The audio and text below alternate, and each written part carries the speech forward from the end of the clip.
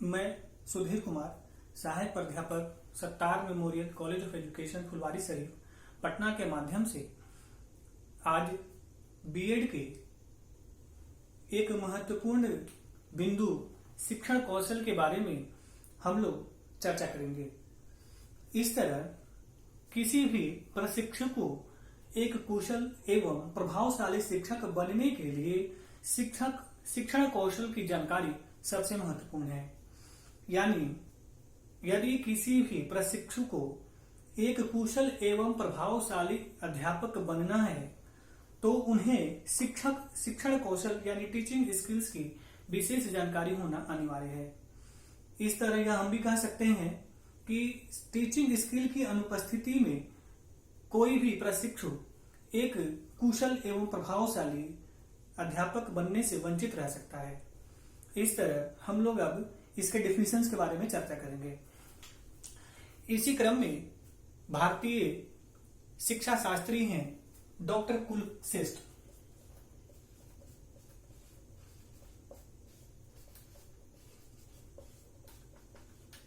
Doctor Kulshreshtha इन्होंने शिक्षण कौशल को परिभाषित करते हुए कहा है कि शिक्षण कौशल अध्यापक का वह अस्त्र है जिसके माध्यम से अध्यापक अपने कक्षा को प्रभावशाली बनाता है, साथ ही कक्षा के अंतःक्रिया में सुधार करता है।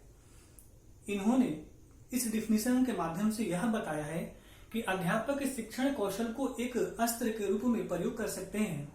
अस्त्र का यहाँ पे प्रयोग हम लोग करेंगे कि इस शिक्षण कौशल में अध्यापक विभिन्न शिक्षण विधियों का प्रयोग करेंगे, यानी विभिन्न शिक्षण क्रियाओं का प्रयोग कर अपने कक्ष को प्रभावशाली बनाएंगे, साथ ही कक्षा में उपस्थित छात्रों से अंतःक्रिया करके उसमें सुधार करेंगे।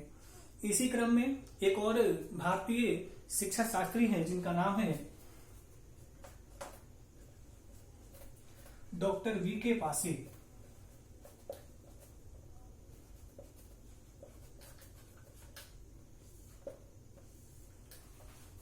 डॉक्टर वीके पासी इन्होंने शिक्षण कौशल को परिभाषित करते हुए कहा है कि शिक्षण कौशल अध्यापक के लिए वह माध्यम है जिसके द्वारा छात्र किसी भी विषय वस्तु को एक सुगमता से समझते हैं तथा उसे सरलता पूर्वक अपने लक्ष्य को प्राप्त करते हैं। इस तरह डॉक्टर वीके पासी ने स्पष्ट किया है अपने डेफिनेशन के अनुसार कि शिक्षण कौशल एक ऐसा माध्यम है जो छात्रों को सीखने में सुगमता प्रदान करता है। इसी आलोक में अध्यापक विभिन्न शिक्षण विधियों का प्रयोग कर यानी शिक्षण क्रियाओं का प्रयोग कर कक्ष को सुगम बनाते हैं, जिसके फलस्वरूप छात्र आसानी से अपने विषय वस्तु को समझते हैं तथा उद्देश्य की पूर्ति करते हैं। इसी क्रम में अब हम लोग ये देखेंगे कि शिक्षण कौशल क्यों आवश्यक है, यानी शिक्षण कौशल पढ़ने से छात्राध्यापक को इससे क्या लाभ होता है। एक यह भी हो सकता है या आप यह समझ सकते हैं कि शिक्षण कौशल की विशेषताएं क्या क्या हैं। तो इसकी विशेषता की चर्चा हम लोग करेंगे।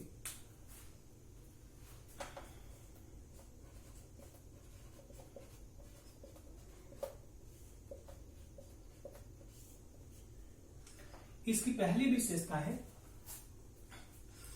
कि शिक्षण कौशल विभिन्न शिक्षण विधियों को या विभिन्न शिक्षण प्रक्रियाओं को प्रभावशाली बनाता है।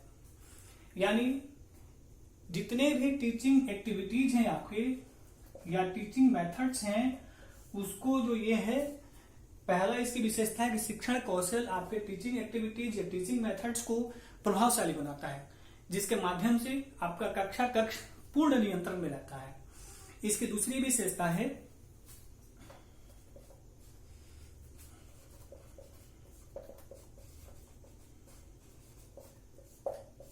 कि कक्षा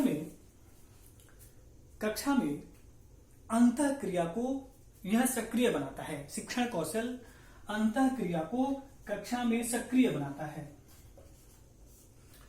सक्रिय का मतलब इससे होगा कि क्लासरूम में टीचिंग स्किल्स का प्रयोग करने से छात्र और अध्यापक के बीच एक सरल वार्तालाप होगा, जिसके माध्यम से छात्र अपनी विभिन्न समस्याओं को सरलतापूर्वक अध्यापक से पूछेंगे और अध्यापक सरलता और सुगमता के माध्यम से छात्रों के समक्ष प्रस्तुत करेंगे, जिससे छात्रों की समस्याओं का समाधान हो पाएगा। इसी को अंतःक्रिया सक्रिय कहा गया है। यानी शिक्षण कौशल से टीचिंग एक्टिविटीज, शिक्षण क्रियाएं और टीचिंग मेथड्स, शिक्षण विधियां प्रभावशाली बनती हैं। दूसरा है कि कक्षा में अंतःक्रिया सक्रिय बनाता है। तीसरा है कि विषय वस्तु को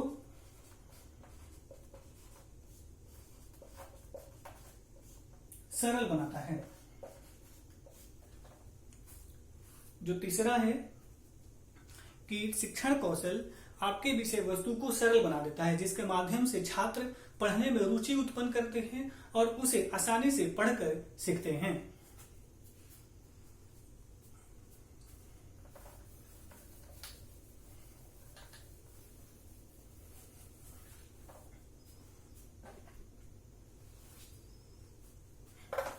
नेक्स्ट आपका चौथा है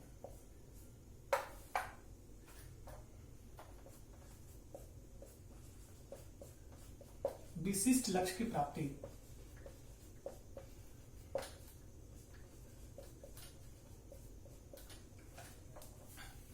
ये चौथी इसकी विशेषता है कि शिक्षण कौशल के माध्यम से छात्र विशिष्ट यानी विशेष लक्ष्य को प्राप्त करते हैं। यहाँ विशेष संदर्भ का होगा कि छात्र की जो विषय वस्तु होगा उस विषय वस्तु को सरलता पूर्वक निर्धारित समय में और सुगमता यानी एक व्यापक तरीके से प्राप्त कर पाएंगे, उसी को कहेंगे विशिष्ट लक्ष्य की प्राप्ति। चूंकि अध्यापक के लिए वह विषय वस्तु नया है और उस नया वस्तु के आलोक में ही हम लोग प्रयोग किए हैं विशिष्ट लक्ष्य की प्राप्ति।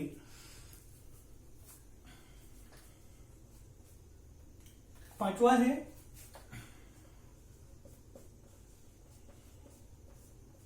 शिक्षण प्रक्रिया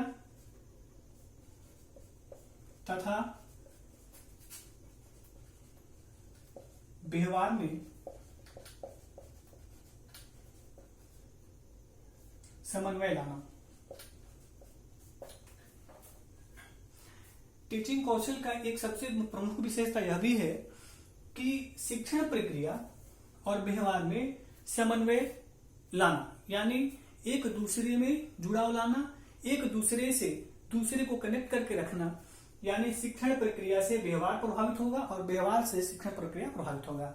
इस तरह से शिक्षण कौशल आपके शिक्षण प्रक्रिया और व्यवहार को दोनों को एक दूसरे से जोड़कर दोनों को सकारात्मक प्रयोग क्लासरूम में कराता है, जिसके माध्यम से अध्यापक सुगमता से अपने विषय वस्तु को प्रस्तुत करते हैं। उसी तरह छात्र भी सुगमता एवं सरलता से अपने विषय वस्तु को पढ़कर और आसानी से समझते हैं। इस तरह इसके अलावा बहुत सारी विशेषताएं हैं।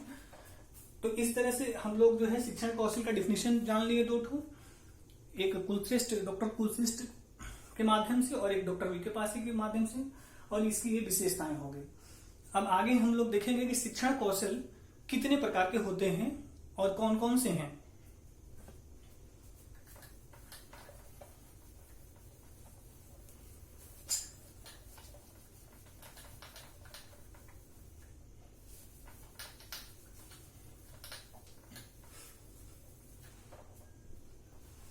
अब हम लोग देखेंगे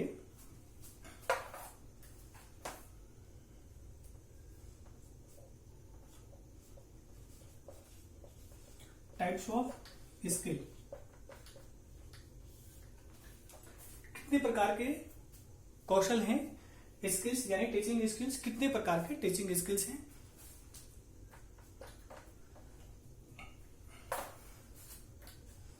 तो पहला यह देखा जाए कि कैलिफोर्निया विश्वविद्यालय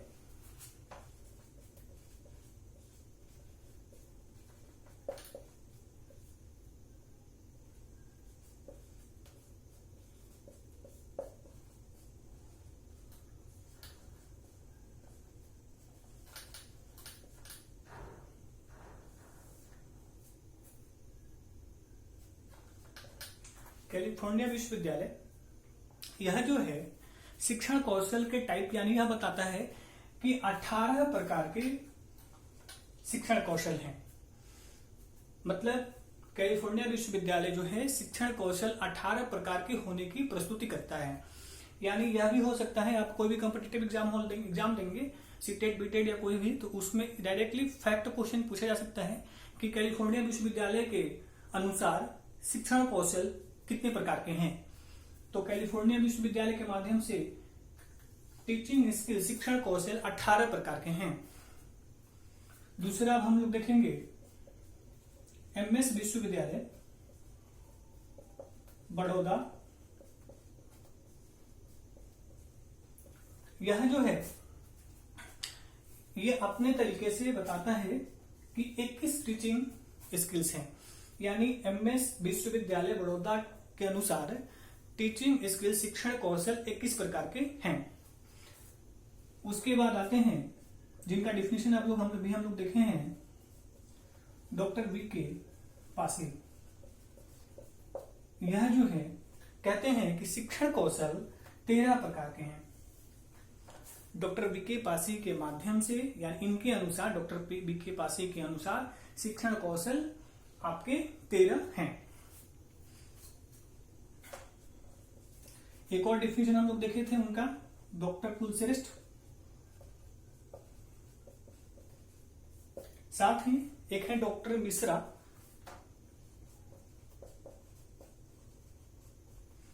इन लोगों ने अपने अनुसार शिक्षण कौशल जो है 15 बताए हैं कि टीचिंग स्किल जो है वो 15 है।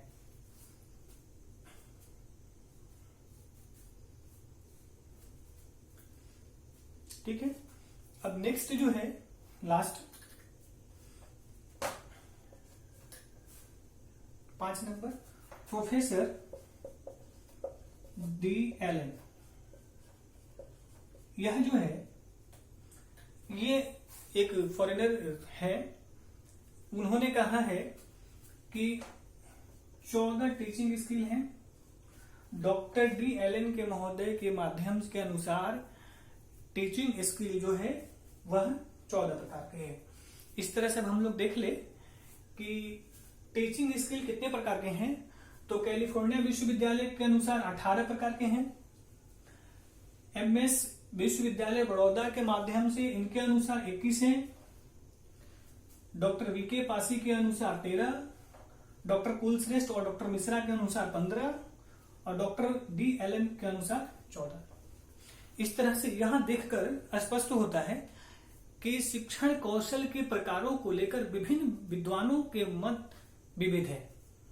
यानी विभिन्न विद्वानों के बीच इस बात को लेकर मतभेद है कि शिक्षण कौशल कितने प्रकार के हैं, और इसकी पुष्टि यह डाटा करता है कि शिक्षण कौशल के टाइप्स में कितने वेरिएशन अलग अलग थिंकर और अलग अलग विश्वविद्यालय के माध्यम से प्रस्तुतिकरण की गई है। लेकिन हम लोग एग्जामिनेशन हॉल में मेथड क्लास में स्किल्स के बारे में पूछ सकता है, या वाइवा में पूछा जा सकता है, या आपके कॉम्पिटिटिव बीटेड सीटेड एग्जामिनेशन में भी इसकी चर्चा की जा सकती है।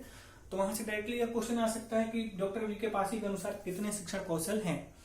तो ये थोड़े से विशेष माने जाते हैं भारतीय आलोक में और कुलश्रेष्ठ। तो इनके फैक्ट्स को थोड़ा अच्छे से याद रखना है। अब हम लोग जो है टीचिंग स्किल्स 21 इंपॉर्टेंट नहीं है।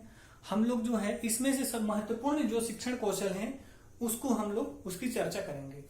तो पहले महत्वपूर्ण शिक्षण कौन कौन से हैं उसको देख लेते हैं, फिर उसकी चर्चा हम लोग करेंगे कि करके।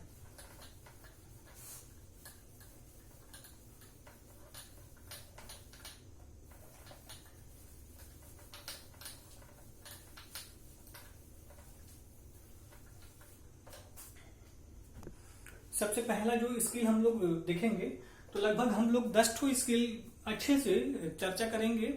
क्योंकि अगर 10 स्किल को अच्छे से आप समझ गए और अपने शिक्षण में यूज करने लगे, मैक्सिमम स्किल को प्रयोग करेंगे यूज करने के लिए, मतलब अपने स्थिति और आवश्यकता के अनुसार कि कौन सी विषय वस्तु में, कौन से टॉपिक में कौन से स्किल्स की आवश्यकता है उसका प्रयोग करेंगे, और उसी के अनुसार हम लोग स्किल के माध्यम से अपने शिक्षण को प्रभावशाली बनाएंगे। तो हम लोग जो है अभी लगभग 10 शिक्षण कौशल को, टीचिंग स्किल की चर्चा करेंगे। नाम उसका देख लेते हैं आज, उसके बाद हम लोग इसकी एक एक करके चर्चा करेंगे। तो सबसे पहला स्किल है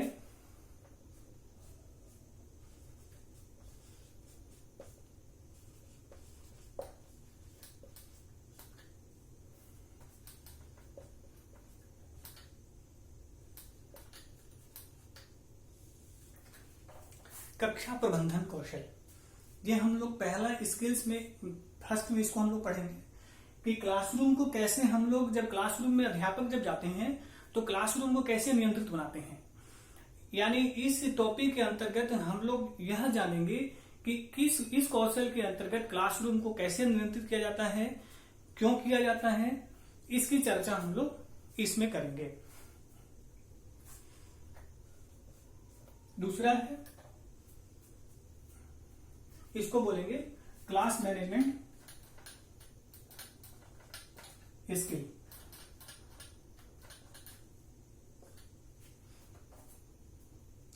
दूसरा जो है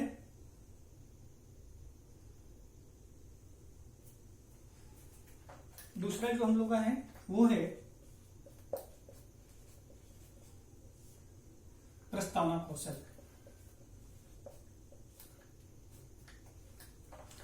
इसके अंतर्गत हम लोग यह देखेंगे कि प्रस्तावना कौशल में पूर्व ज्ञान को वर्तमान ज्ञान से कनेक्ट किया जाता है। प्रस्तावना कौशल में सबसे महत्वपूर्ण जो कार्य है, इसका बेसिकली जो कॉन्सेप्ट है कि पूर्व ज्ञान को वर्तमान ज्ञान से जोड़ना। जब हम लोग एक एक करके इंडिविजुअल जब पढ़ेंगे कि स्किल की, तो उस स्किल में एक स्किल की पूरी चर्चा होगी कि किस इस स्किल में प्रस्तावना कौशल में क्या क्या किया जाता है, कैसे किया जाता है और क्यों किया जाता है।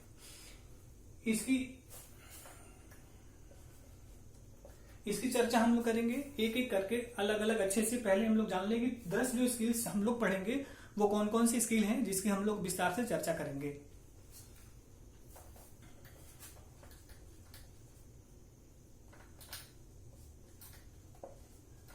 Introducing skill.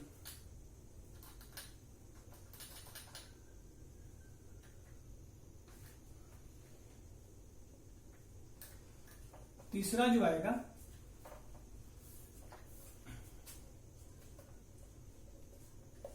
उद्दीपन परिवर्तन कौशल।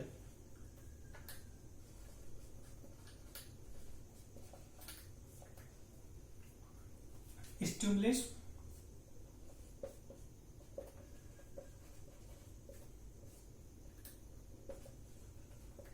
Variation skill. इसमें हम लोग जो चर्चा करेंगे स्टिमुलस वेरिएशन स्किल में, इसमें सबसे उद्दीपन परिवर्तन का सेंस यही है कि क्लासरूम में जब अध्यापक जाते हैं तो उनके अंदर उद्दीपन आना चाहिए। तो यह क्यों आना चाहिए? क्योंकि क्लासरूम और विषय वस्तु को रोचकपूर्ण बनाया जाए। और क्लासरूम मैनेजमेंट के माध्यम से पहले ही कहा गया है कि क्लासरूम मैनेजमेंट को कैसे स्थिर करना है। यानी अगर क्लासरूम आपका अनुशासन में नहीं रहेगा तो आप किसी भी विषय वस्तु का प्रस्तुतिकरण अच्छे से नहीं कर पाएंगे। तो इसी आलोक में उद्दीपन परिवर्तन के अनुसार कौशल में हम लोग यह देखते हैं कि अध्यापक क्लासरूम में बीच में बोलना, चुप हो जाना, टहलना, इस तरह से कोई ऐसे अभिव्यक्ति उद्दीपन का प्रस्तुतिकरण करना जिसके माध्यम से क्लासरूम रोचक बने और उनका बार बार ध्यान विषय वस्तु से न भटके। इसलिए इसका प्रयोग हम लोग करते हैं। तो जब इसका पढ़ेंगे उद्दीपन परिवर्तन के बारे में, तो इसके बारे में और विस्तार से हम लोग पढ़ेंगे। तो नेक्स्ट है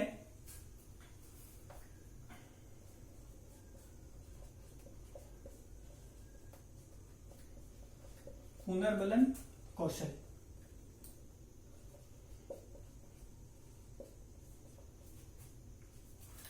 reinforcement skill.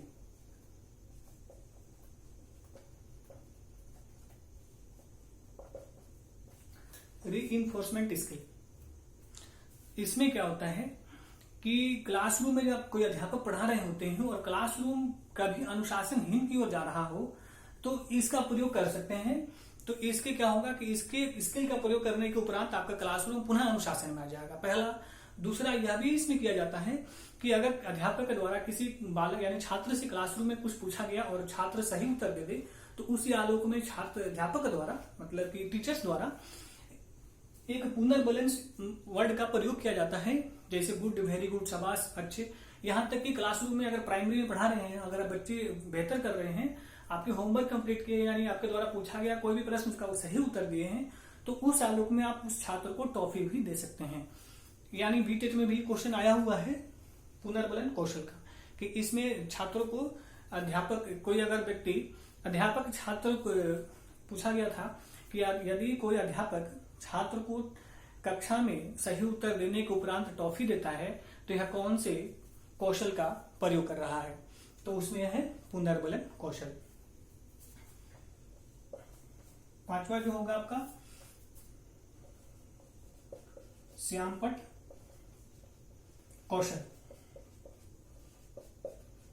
Blackboard skill.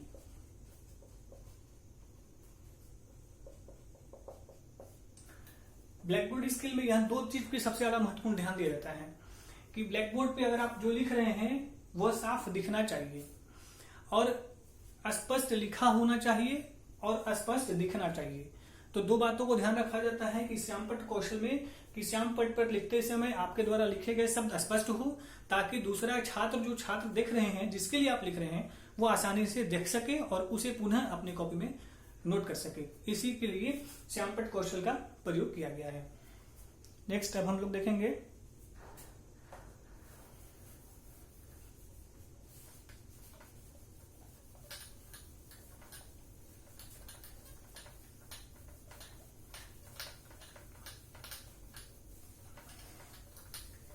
जब हम लोग श्यामपट्ट कौशल पढ़ेंगे तो उसी क्रम में हम लोग है व्हाइट बोर्ड या ब्लैक बोर्ड का प्रयोग करना कैसे किया जाता है, कितनी डिग्री का कोण बनता है, या फिर बोर्ड को जो साफ करते समय कैसे उसका क्या ऑफिशियल प्रोसेस है, कि कैसे किस प्रोसेस से ब्लैक बोर्ड को साफ किया जाता है।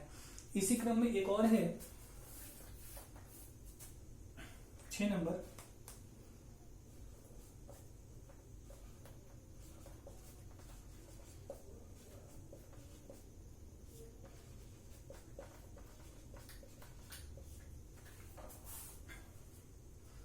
संप्रेषण कौशल यानी कम्युनिकेशन स्किल। यानी क्लासरूम में अगर अध्यापक पढ़ा रहे हैं और उनका कम्युनिकेशन जो बोल रहे हैं, वार्तालाप कर रहे हैं, वह अस्पष्ट नहीं है, तो उनका विषय वस्तु का प्रस्तुतिकरण प्रभावशाली नहीं होगा।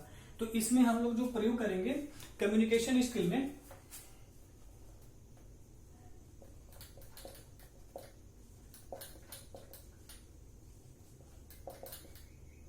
कम्युनिकेशन स्किल का प्रयोग करेंगे हम लोग, तो इसमें यह चर्चा करेंगे कि जो अध्यापक जब जाएंगे क्लासरूम में तो उनका जो है उच्चारण यानी प्रस्तुतिकरण, उनका वॉइस कैसा होना चाहिए, इसके बारे में सिर्फ चर्चा की जाती है। नेक्स्ट है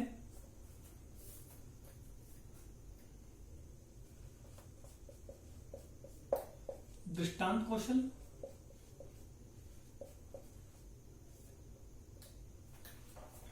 दृष्टांत कौशल का प्रयोग हम लोग क्लासरूम में कब करते हैं? क्लासरूम में तब करते हैं जब किसी भी विषय वस्तु को पढ़ाने के लिए कोई एग्जाम्पल प्रयोग करते हैं। तो जब जैसे मान लीजिए कोई चीज अगर आप पढ़ा रहे हैं और उसका एग्जाम्पल दे रहे हैं, तो एग्जाम्पल देना स्किल में, इसमें हम लोग दृष्टांत कौशल जाता है। ठीक है, इसको अंग्रेजी बोलते हैं इलिस्ट्रेटिंग विथ एग्जाम्पल। दृष्टांत कौशल यानी किसी विषय वस्तु का पढ़ा रहे हैं, उससे और टॉपिक से रिलेटेड कोई एग्जाम्पल प्रस्तुत कर रहे हैं, तो वही प्रस्तुतिकरण किस स्किल के माध्यम से किए हैं? तो दृष्टांत कौशल के माध्यम से हम लोग किए हैं। तो एक और है सबसे महत्वपूर्ण जो है लेक्चर स्किल, व्याख्यान कौशल,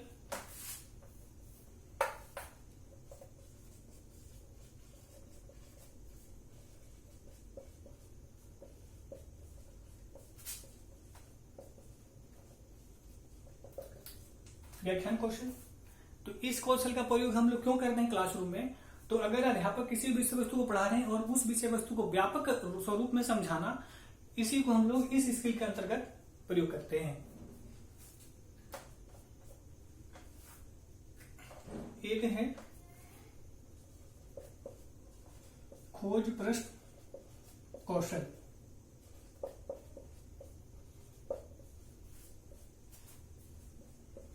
प्रोविंग क्वेश्चन स्किल। तो इसके माध्यम से जो इस कौशल का प्रयोग किया जाता है, तो छात्रों को कोई क्वेश्चन दे दिया जाए, अध्यापक पढ़ाकर किसी विषय अपने विषय वस्तु को पढ़ाकर समझाकर उसके संबंधित कोई प्रश्न दिया जाए और छात्र अपने अनुसार उस प्रश्न का प्रस्तुतिकरण करेंगे, यानी उसके प्रश्न को खोजकर उत्तर लिखेंगे। इसी को इसमें प्रयोग हम लोग करते हैं। एक और लास्ट है,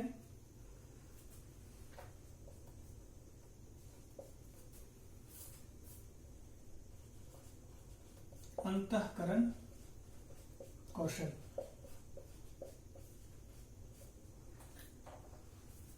तो अंतःकरण कौशल जो है, अंतःकरण या अंतःक्रिया दोनों भी बोल सकते हैं इसको, अंतःक्रिया भी अंतःकरण भी।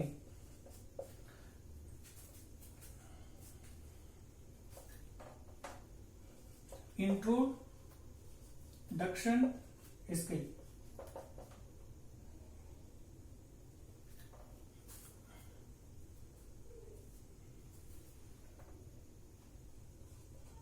Introduction skill.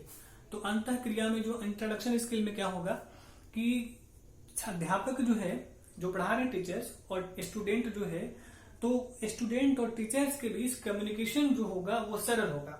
यानी कोई भी स्टूडेंट जो है ये नहीं हो कि पढ़ाने क्रम में अध्यापक से कोई भी प्रश्न पूछने में उसे संदेह हो या डर लगे, इस तरह से कोई स्थिति नहीं आनी चाहिए। तो इसी का प्रयोग करने के लिए हम लोग इस स्किल का प्रयोग करते हैं, जिससे स्पष्ट होता है कि अध्यापक सरलता से अपने विषय वस्तु से संबंधित प्रश्न को पूछ सके। तो इस तरह हम लोग 10 स्किल, ये जो 10 बताए हैं, इसी 10 स्किल की चर्चा हम लोग एक एक करेंगे विस्तार से। तो नेक्स्ट वीडियो में हम लोग करेंगे। इस वीडियो में इतना ही, ताकि ये वीडियो बड़ा ना हो ज्यादा। ठीक है, थैंक यू।